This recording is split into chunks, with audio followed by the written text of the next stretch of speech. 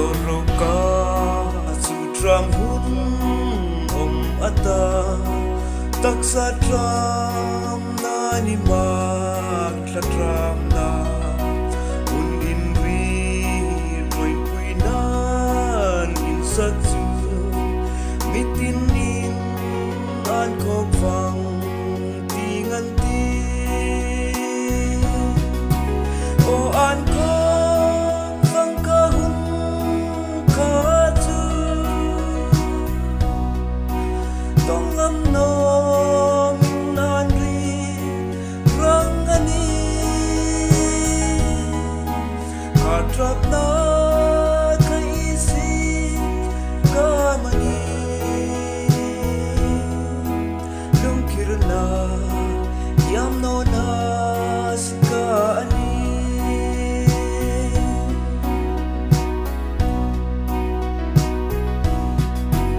Bible na buni kom se kahuna tram tu hen fateno ni zong in i sanin i zong kom se ritlan na an yam zoi no sikin o an ko kam kahun ka chu am nom nan ri rang ani ka trak na ka isi ka mani lung kirna yam no na sika ani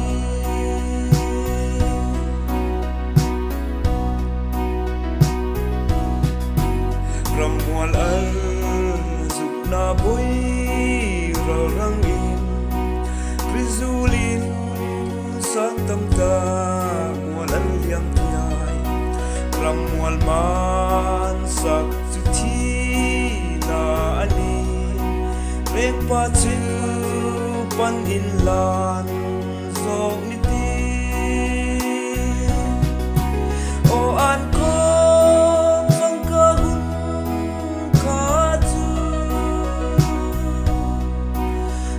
am nom nan ri rang ani ka trak na ka isi ka mani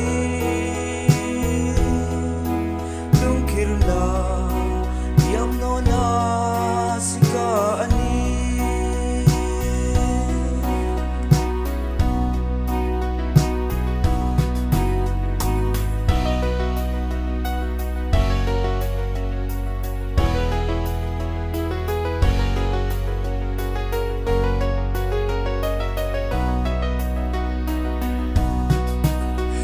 lom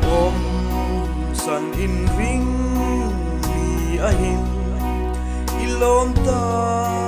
kan reng pa chu pan zel ro ni hun tra